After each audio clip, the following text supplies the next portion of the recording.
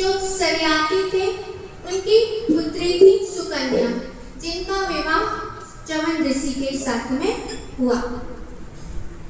सरियाती के 3 पुत्र थे, जिसमें से एक पुत्र का नाम था आनर और उनके पुत्र का नाम था रेवत। रेवत के 100 पुत्र थे, जिनमें से सबसे बड़े पुत्र का नाम था कुकुधनी और उनकी पुत्री थी जिनका नाम था रेवती। लेकिन जो 10वां स्कंद है उसमें जो कथा आती है उसमें रेवत की पुत्री का नाम ही रेवती है, जिनका विवाह बलराम जी के साथ में हुआ था। कुकुधनी ने अपनी पुत्री रेवती को लेकर ब्रह्मा जी के पास में गए कि मेरी यह जो पुत्री है इसके लिए आप कोई योग्य वर बतलाएं। जैसे ही वहां पर अपनी पुत्री को लेकर पहुंचे तो ब्रह्मलोक में उस समय नाच गान चल रहा था। तब उन्हें अवकाश ही नहीं मिला कि वह ब्रह्मा जी से कुछ वार्ता कर सके। एक दो क्षण ठहरने के पश्चात जब नाच गान समाप्त हो गया तब कुकुधनी ने ब्रह्मा जी से हाथ जोड़कर कहा कि ब्रह्मा जी, यह मेरी पुत्री है जिसका नाम है रेवती। मैं इसके लिए योग्य वर की तलाश में हूँ, अतः आप बतलाएं कि किसके साथ मैं अपनी पुत्री का विवाह करूं। ब्रह्मा जी को हंसी आ गई। ब्रह्मा जी ने कहा कि आप जिसके विषय में सोचकर आए हैं कि मैं अपनी पुत्री का विवाह किसके साथ में करूं, उनके तो पुत्र पौत्र की तो बात छोड़िए, उनके वंश का नाम भी अब सुनने को नहीं मिलता। क्यों? क्योंकि यहाँ तो एक क्षण हुआ है, लेकिन जो पृथ्वी लोक है वहां पर 27 चतुर्युगी बीत चुकी है। मतलब 27 चतुर्युगी का समय बीत चुका है, तो उनके कई वंशज, कई पीढ़ियां होके उनका वंश ही अब समाप्त हो गया। अब उन्होंने कहा कि अब मैं अपनी पुत्री का विवाह किसके साथ करूं? तब उन्होंने, ब्रह्मा जी ने कहा कि इस समय जो भगवान है वह अपने अंश अवतार के रूप में बलराम जी के रूप में प्रकट हुए हैं। आप अपनी इस सुंदरी पुत्री का विवाह बलराम जी के साथ में कर दीजिए। फिर उन्होंने अपनी पुत्री रेवती का विवाह बलराम जी के साथ में किया। मनु जी के एक पुत्र थे जिनका नाम था नाभाग। नभग उनके पुत्र हुए नाभाग। नाभाग के पुत्र थे जिनका नाम था अम्बरीश। यह जो राजा अम्बरीश थे, अम्बरीशो महाभागा सप्तद्वीपवती महे। सुखदेव जी कहते हैं, परिचित, यह जो राजा अम्बरीश थे यह सप्तपुरियों के स्वामी थे। एक छत्र उनका राज्य था, 7 द्वीपों के एक अकेले स्वामी थे और उनके पास में अपार संपत्ति थी। लेकिन वह अपनी संपत्ति को, अपने राज्य को, अपने सैनिकों को, उनका जो भी राजकोष था सभी को मिट्टी के समान देखते थे, क्योंकि साधारण लोगों के लिए तो इतनी संपत्ति होना बड़े गौरव की बात है, लेकिन वह इस संपत्ति को और अपने राज्य को मिट्टी के समान समझते थे। और जो राजा अम्बरीश थे वह सवै मनः कृष्ण पदारविंदयोर वचांसि वैकुंठे गुणानुवर्णे।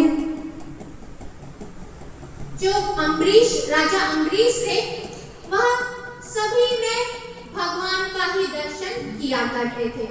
सभी जगह उन्हें भगवान ही दिखलाई देते थे।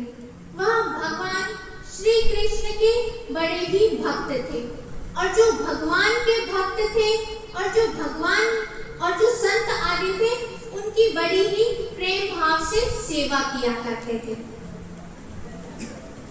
उन्होंने अपने मन को भगवान श्री कृष्ण के चरणों में ही लगा रखा था और जो उनके हाथ थे वह अपने हाथों से सदा ही भगवान की सेवा किया करते थे और जो उनके कान थे वह अपने कानों से हमेशा ही भगवान की लीलाओं का कथाओं का ही सुना करते थे।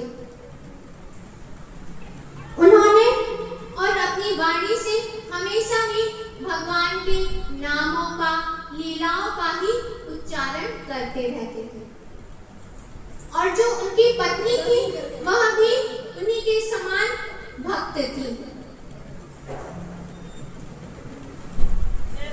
राजा अम्बरीश ने बहुत सी बड़ी बड़ी दक्षिणा वाले बड़े बड़े यज्ञ किए। एक बार उन्होंने सोचा कि अब मैं भगवान का एकादशी का व्रत करूं।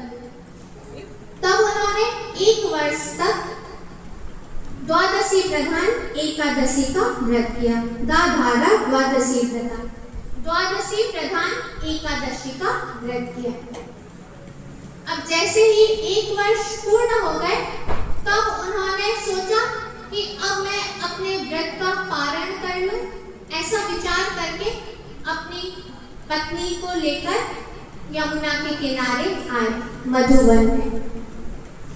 वहां पर उन्होंने सभी ऋषियों को संतों को आमंत्रित किया और सभी को उचित धन दिया, गौएं दी, सभी कुछ अभीष्ट वस्तुएं उन्हें प्रदान की। और फिर राजा अम्बरीश ने सोचा कि अब मैं भी व्रत का पारण करूं। इस प्रकार सोच ही रहे थे, उसी समय दुर्वासा ऋषि आ गए। दुर्वासा ऋषि को अम्बरीश जी ने प्रणाम किया, उनका प्रक्षालन किया, उन्हें आसन दिया, उनका पूजन किया और दुर्वासा जी से कहा कि अब आप भी अन्न ग्रहण करिए ताकि मैं भी व्रत का पारण करूं। दुर्वासा जी ने कहा कि राजन, मैं पहले स्नान आदि करूंगा, उसके बाद ही व्रत का पारण करूंगा। ऐसा कहकर दुर्वासा जी चले गए यमुना में स्नान करने के लिए। वहां पर स्नान करने लगे, तब तक 2 घड़ी ही शेष रह गई थी द्वादशी तिथि की। अब राजा अम्बरीश विचार करने लगे कि क्या किया जाए, क्योंकि मैंने दुर्वासा जी को निमंत्रित भी किया है। यदि उन्हें बिना भोजन कराए मैं भोजन कर लेता हूँ तो यह तो दोष माना जाएगा, और यदि द्वादशी के रहते मैंने पारण नहीं किया तो यह भी दोष होगा। अब विचार करने लगे कि अब क्या करें। ऐसा मन में विचार सभी ऋषियों को एकत्रित किया और फिर कहा कि ऋषियों, अब आप ही बतलाइए कि क्या करें। तब ऋषियों ने कहा कि शास्त्र में यह विधान है कि यदि जल पी लिया जाए तो वह व्रत का पारण भी है और व्रत का पारण नहीं भी है। तब अम्बरीश जी ने सोचा कि मैं भगवान का चरणोदक ले लेता हूँ और उन्होंने भगवान के चरणोदक को ग्रहण कर लिया और फिर दुर्वासा ऋषि की बाट जोहने लगे। थोड़ी देर के पश्चात दुर्वासा ऋषि आए और उन्होंने अम्बरीश जी को देखा और किसी से पूछा नहीं, अपने मन से ही समझ गए कि इस राजा ने पारण कर लिया और मुझे आमंत्रित किया, मुझे भोजन नहीं कराया और इन्होंने स्वयं भोजन कर लिया।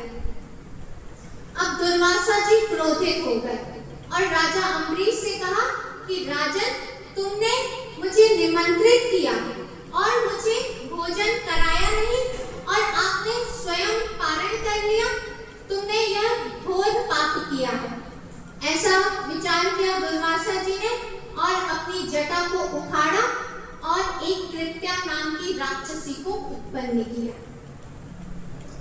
और वह जो कृत्या नाम की राक्षसी थी वह आग के समान जल रही थी। अब वह दौड़ी राजा अम्बरीश को मारने के लिए। तब जो भगवान थे, उन्होंने, जो राजा अम्बरीश थे, वह हमेशा ही भगवान की सेवा में ही लगे रहते थे, भगवान के पूजन में ही लगे रहते थे। तो भगवान ने उनकी भक्ति को देखकर भगवान ने जो अपना सुदर्शन चक्र है वह राजा अम्बरीश की सुरक्षा में नियुक्त कर रखा था। अब जैसे ही राजा अम्बरीश ने देखा कि यह जो प्रज्ञा है यह मुझे मारने के लिए आ रही है, तब जो राजा अम्बरीश थे वह जरा भी विचलित नहीं हुए और अपनी जगह से एक डग भी आगे पीछे नहीं हुए।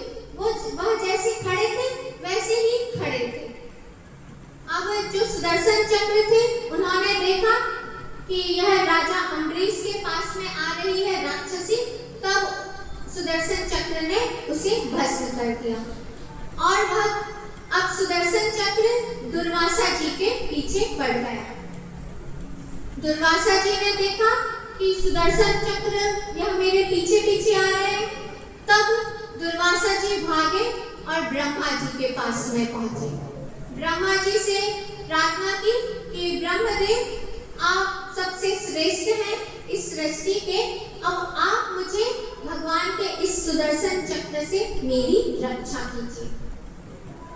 ब्रह्मा जी ने कहा कि मैंने जब मेरा भी समय 100 वर्ष पूर्ण हो जाते हैं, तब जब भगवान प्रलय करते हैं तब मुझे भी अपने अंदर ही लीन कर लेते हैं, तब मैं भगवान के इस सुदर्शन चक्र से आपकी रक्षा कैसे कर सकता हूँ। तब वहां से दुर्वासा जी चले और पहुंचे कैलाश में शंकर भगवान के पास। अब भगवान शंकर से भी हाथ जोड़कर कहा कि यह भगवान का सुदर्शन चक्र मुझे मारने के लिए आ रहा है, अब आप इस चक्र से मेरी रक्षा कीजिए। भगवान शंकर ने भी कहा कि जब ब्रह्मा जी आपकी रक्षा नहीं कर सकते तो मैं भी कैसे रक्षा कर सकता हूँ। अब जो दुर्वासा जी थे उन्होंने सोचा कि यह जो सुदर्शन चक्र है यह भगवान विष्णु का है, अब मैं वैकुंठ में ही जाता हूँ, अब मैं भगवान विष्णु से ही क्षमा याचना करूंगा, अब वह ही अपने चक्र को शांत करेंगे।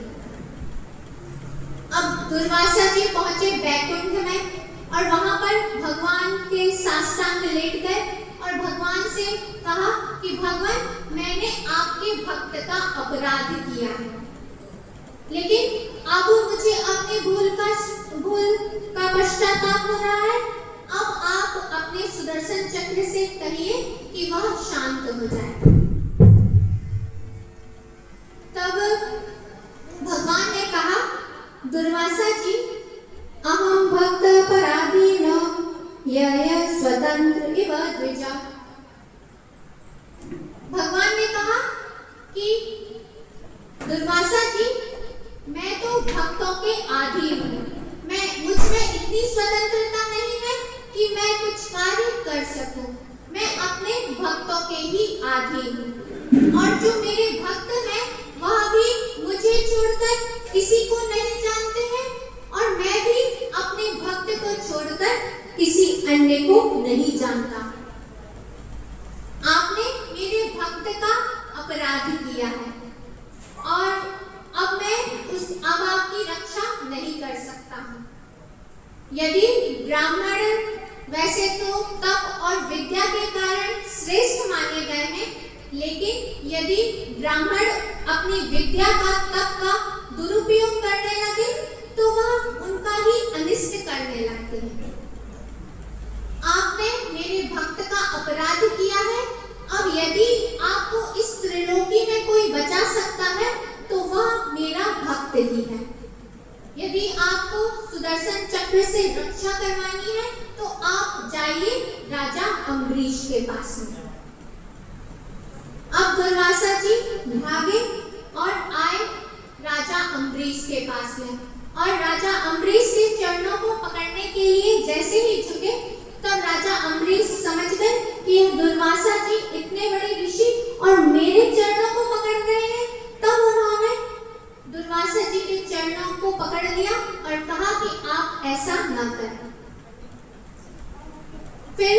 राजा अम्बरीश ने कहा कि यदि मैंने अपने संपूर्ण जीवन में सभी जीवों में प्रभु आपका ही दर्शन किया है, आपके अतिरिक्त मैंने किसी और को नहीं पूजा है, ना किसी और का मैंने दर्शन किया है। यहाँ जितने भी जीव हैं उनमें मैंने आपका ही दर्शन किया है। यदि मैंने मन से कर्म से आपको ही भजा है तो प्रभु आपका यह जो चक्र है यह शांत हो जाए। जैसे ही राजा अम्बरीश ने ऐसी प्रार्थना की तो जो सुदर्शन चक्र थे वह शांत हो गए। और फिर दुर्वासा जी से राजा अम्बरीश ने क्षमा याचना की और फिर दुर्वासा जी को उत्तम भोजन आदि करवाया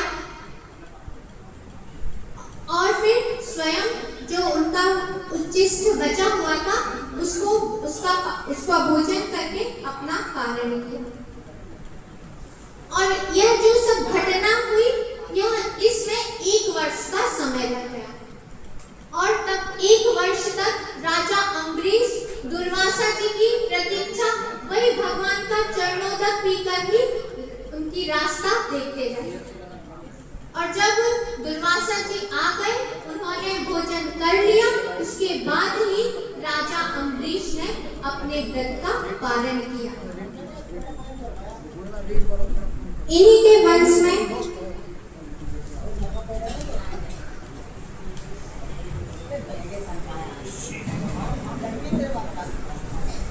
और फिर इसके पश्चात